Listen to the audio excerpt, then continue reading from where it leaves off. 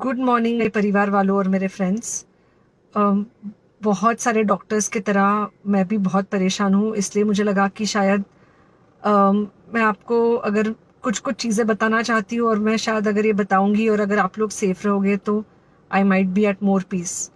जैसे आपको सबको पता है कि बॉम्बे की हालत तो बहुत ख़राब है और धीरे धीरे बहुत सारे शहरों की और बहुत सारे स्टेट्स इवन टाउन्स की हालत ख़राब होते जा रही है।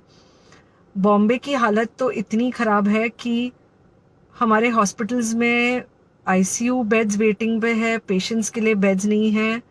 It's a very very helpless, यानी मुझे इतना हेल्पलेस और लाचार कभी फील नहीं हुआ है।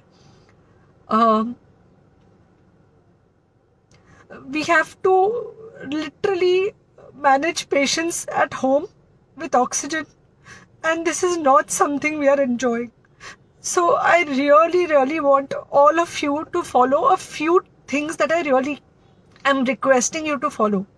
First, आप लोग प्लीज सेफ रहो। अगर आपको लग रहा है कि आपको 1 साल से कोरोना नहीं हुआ है इसलिए आप कोई सुपर हीरो हो या आपकी इम्यूनिटी बहुत अच्छी है और आपको ऐसे कुछ नहीं होगा, तो आप गलत फहमी में हो। हम यंग लोगों को देख रहे हैं। I mean we have a 35-year-old who's on the ventilator and we are not able to help people now. So we do not want, we really don't want any of you to be in that situation. So sorry,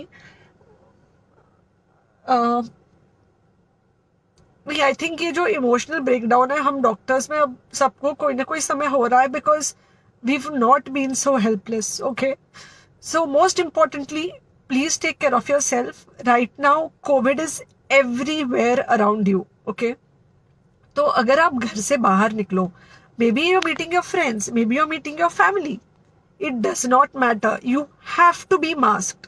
okay, just because आपको अभी 1 साल से corona नहीं हुआ है या आपको पिछले साल कोरोना होकर जा चुका है, इसका मतलब ये नहीं है कि आपको वापस कोरोना नहीं हो सकता। You can still get covid. तो please keep yourself very well masked at all times. अगर आप घर से बाहर निकल रहे हो तो घर के बाहर निकलो, मास्क होना चाहिए।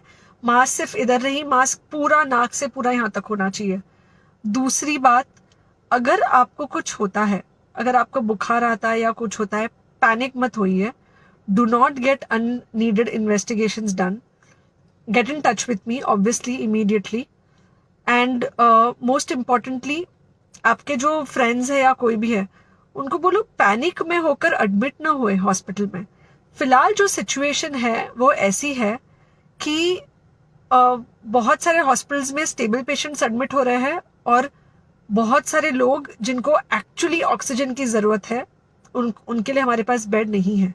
इनफैक्ट हम लोग घर में लोगों को ऑक्सीजन देके मैनेज करने की कोशिश कर रहे हैं और ये हमने पहले कभी नहीं किया है कि हम इतने सारे लोगों के लिए बेड्स ढूंढ रहे हैं, इतने सारे लोगों को घर में मैनेज करने की कोशिश कर रहे हैं। So please leave beds for people who actually need it, who have pneumonia, who need oxygen, and who will need to be under very close medical care.